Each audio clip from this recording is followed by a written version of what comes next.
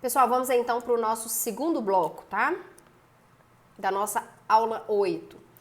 Então, estamos aí trabalhando o artigo 1659 e eu estou trabalhando com vocês, já trabalhei o inciso 2 e vamos agora para o inciso 1 e agora vamos para o inciso 2, né, a louca. Os bens excluem-se da comunhão. Inciso 2. Os bens adquiridos com valores exclusivamente pertencentes a um dos cônjuges em subrogação dos bens particulares. Na verdade, disse praticamente a mesma coisa do inciso anterior, tá bom? Se eu vender qualquer bem e tiver um valor ali e adquirir um novo bem, se for um bem particular, esse bem permanece com essa característica aí de incomunicável e não vai integrar a meação, tá bom? Trata-se de uma subrogação real. Inciso 3. As obrigações anteriores ao casamento. As dívidas que eu possuía antes de casar são incomunicáveis. Então, entenda aqui.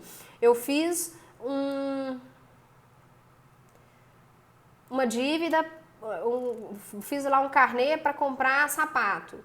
Esse carnê, o valor desse carnê é incomunicável, né? A dívida que eu fiz para aquisição de um automóvel próprio, tá? Também o financiamento, também incomunicável, ok? Então, as dívidas, as obrigações anteriores ao casamento, né, as dívidas que eu já possuía, elas não se comunicam. As obrigações, inciso 4, as obrigações provenientes de atos ilícitos, salvo reversão em proveito do casal. Pessoal, aqui o que também não comunica são as obrigações provenientes de ato ilícito, seja um ilícito civil ou seja um ilícito criminal, tá? Um ilícito penal. Se eu pratico algum ilícito civil e isso não traz nenhum benefício para a família, essa dívida é só minha, tá certo? Então, se eu bati o carro, essa dívida da batida do carro, ela é só minha, ela não comunica com o meu cônjuge, tá certo?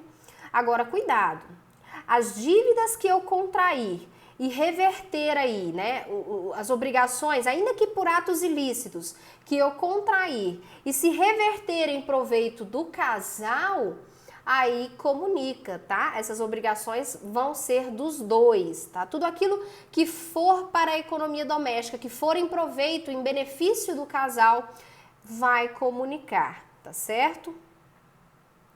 Os bens de uso pessoal, livros e instrumentos de profissão. O que são os bens de uso pessoal? Seus bens de higiene, né? Seus pertences aí, roupas, sapatos, né? Calçados, bens do seu uso diário, tudo isso é só seu, não integra a meação. Livros e instrumentos de profissão também, em regra, não integram a meação. Cuidado, porque existe uma certa flexibilidade nisso aqui com relação a livros e instrumentos de profissão. Eu sempre tenho que considerar o caso concreto, tá? Por quê, professora? Porque cada caso específico ele pode trazer ali uma variação na situação concreta. Por exemplo, uma coisa é eu possuir aqui uma simples biblioteca, né, com poucos livros. Outra coisa é eu possuir um grande, exagerado, exacerbado acervo de livros, que o meu cônjuge, inclusive, me deu boa parte desses livros, tá certo? Porque sou uma colecionadora de livros, então cuidado com isso aí, tá certo? Dependendo do caso concreto, você consegue ter uma flexibilização da letra da lei. Pessoal, só uma observação antes da gente prosseguir, tá? Com relação aí às dívidas. Entenda, se eu fiz um financiamento de um veículo e esse veículo ele segue sendo utilizado só por mim, então ele é só meu. Agora, se eu, por exemplo, financio um veículo, estou na metade da prestação, né, na metade das prestações, falta aí para eu pagar um ano ainda. Eu caso e esse automóvel se torna um automóvel da família, tá? Entenda. O que eu já tinha pago do carro? O carro custa 100 mil. O que eu já tinha pago do carro? Tinha pago ali uns 50 mil do veículo. Quando você casou, você tinha ali 50 mil que você já tinha pago e você tinha uma dívida de 50 mil. Esse veículo hoje é um veículo utilizado pela família, tá certo? Então, após o casamento, né, essas parcelas que você pagou após o casamento, elas vão comunicar, tá certo? O cônjuge tem direito. Por quê, professora? Veja, o carro custa 100 mil, 50 mil eu já paguei, então 50 mil é só meu. Mas a outra dívida, a dívida de 50 mil que eu estou levando para o casamento, em proveito do casal, tá? Um carro da família, nós dois, mesmo que o carro esteja só no meu nome, nós dois estamos pagando. Então, em um eventual divórcio, sendo necessário uma eventual partilha, eu vou pegar os 100 mil do carro, desses 100 mil, 50%, né, que foi os 50 mil, é só meu, e dos outros 50 é 25 para cada um, tá certo? Por quê? Porque a dívida foi paga na constância do casamento, foi uma dívida feita aí antes mesmo do casamento, mas que no curso do casamento ela beneficiou os dois, tá? A mesma coisa para os imóveis, tá certo? Com relação às obrigações provenientes de ato ilícito, cuidado, tá? Se a sua obrigação aí, né, por exemplo, vamos pôr um ilícito penal aqui, tá? Um traficante aí de drogas que, mesmo que a mulher não soubesse, enfim, né, ele praticou atos ali, um estelionatário, praticou atos de estelionato e acabou aumentando o patrimônio da família. Ele trocou a casa, o imóvel da família com esse produto, né, do crime aí, né? Veja, por uma questão óbvia, uma vez descoberto o crime, ele tendo que ressarcir os valores, pagar eventuais multas e tudo mais, né, devolução aí do produto do crime, a esposa também responde por isso. Por quê? Porque aqui ela acabou sendo beneficiada, tá? O valor ali que ele recebeu com a prática do ilícito foi também em benefício dela. Então, ela também não pode se beneficiar disso aí. Ela teria, não estou falando de uma responsabilidade criminal da parte dela, não, tá?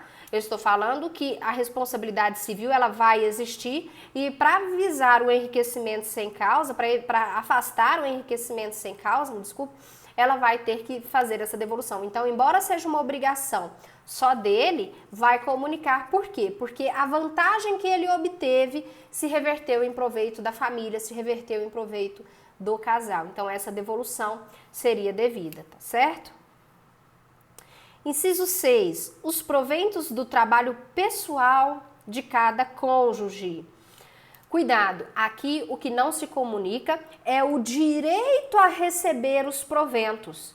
Se eu trabalho na Unibras e eu tenho direito ao meu salário, o Danilo não recebe este salário. Ele não pode ir lá e cobrar esse valor dos meus proventos da instituição, do meu salário. Ele não pode interferir com relação a isso, não pode exigir esse valor da instituição. Por quê? Porque o direito a receber os proventos, o salário, é só meu. Mas cuidado, uma vez que eu recebo o salário e ele entra na minha conta corrente, aí ele passa a ser dos dois. Então, o direito a receber é que não se comunica. Mas uma vez recebido o valor, ele passa a integrar o nosso patrimônio. Então, ele é metade meu e metade do meu cônjuge, tá certo? Esse direito seria dos dois. Claro, da mesma forma, os bens comprados com esses valores. Porque senão, doutor, veja, uma situação que é bem típica no nosso país, né? Uma questão até bem cultural. A mulher, às vezes, ela abandona o trabalho para ficar cuidando da prole, né? Ela opta por não trabalhar, ou às vezes até o marido proíbe que ela trabalhe, para ela ficar cuidando da prole, né? Dos filhos. E aí só o marido recebe o salário.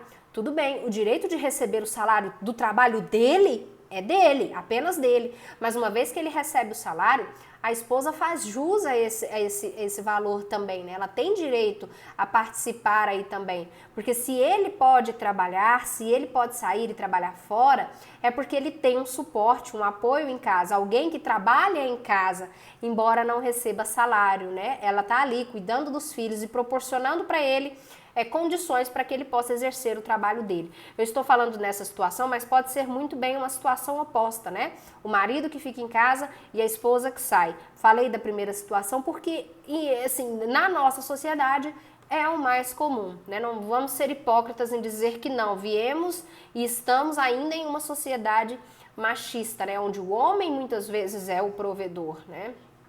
Então, por uma questão lógica, uma vez que o salário integra o patrimônio, esse valor passa a ser dos dois, tá? Uma observação com relação aos créditos trabalhistas, tá? Você tem aí decisões do STJ no sentido de admitir a divisão de créditos trabalhistas. Eu vou dar um exemplo para vocês no STJ. Pausa. Pelo Código Civil, o crédito trabalhista ele não comunica, é um provento pessoal. Tá certo? O direito a esse crédito trabalhista não comunica. Mas para o STJ, veja, se eu fui casada ali durante 10 anos, tudo que o meu esposo teve que recebeu a título de FGTS nesses 10 anos, opa, eu tenho direito à metade, tá? Cuidado com isso é uma questão jurisprudencial, ela não está na lei.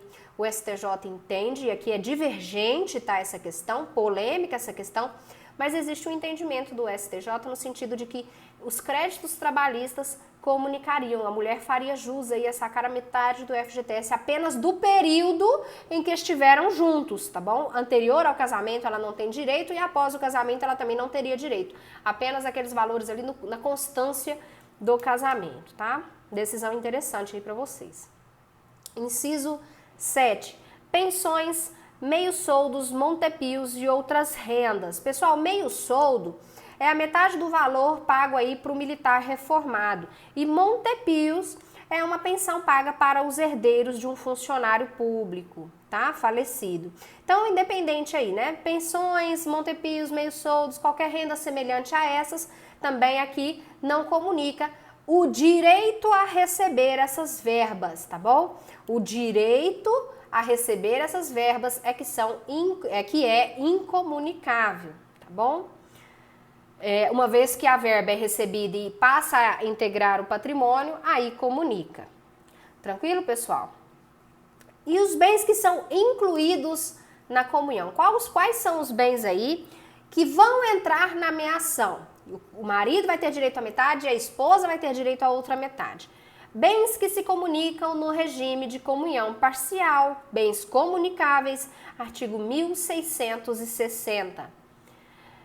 Entram na comunhão, inciso 1, os bens adquiridos na constância do casamento por título oneroso, ainda que em nome de um só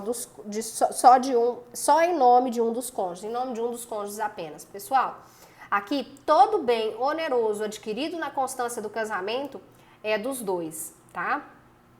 Então, é por isso que eu falei para você que se você compra um imóvel financiado e você casa, né? A partir do momento que você casa, aquilo que você está pagando junto com a outra pessoa, isso vai comunicar, tá certo? Vai ser dos dois, vai ser partilhado a parte que a outra pessoa começou a viver com você, tá bom? Por quê? Porque essa parte é uma parte onerosa que foi adquirida na constância do casamento, né? Você está pagando ainda. Aqui, observação, né? Eu não preciso provar o esforço comum. Então, se na constância do casamento eu compro um veículo, mesmo que o veículo, né, o veículo automotor, ele esteja só no meu nome, é dos dois. Se eu compro uma moto, ainda que ela esteja só no meu nome, é dos dois. Tem gente que fala assim, eu vou comprar um imóvel, mas eu vou pôr só no meu nome. Eu vou comprar um imóvel, mas eu vou pôr só no meu nome, achando que não vai comunicar. Doutor, não interessa se o bem está só no seu nome, eu não preciso nem provar o esforço comum, porque o esforço comum aqui é presumido.